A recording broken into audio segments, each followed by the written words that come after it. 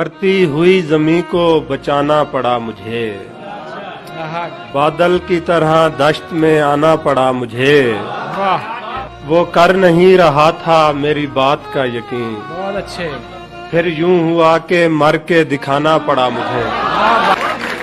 उस अजनबी से हाथ मिलाने के वास्ते, उस अजनबी से हाथ मिलाने के वास्ते महफिल में सबसे हाथ मिलाना पड़ा मुझे।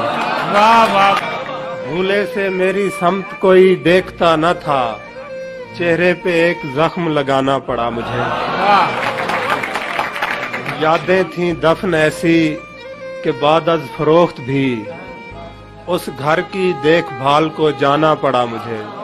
वाह वाह। उस बेवफा की याद दिलाता था बार बार, कल आईने पे हाथ उठाना पड़ा मुझे। ऐसे बिछड़ के उसने तो मर जाना था हसन, उसकी नजर में खुद को गिराना पड़ा मुझे। वाह वाह।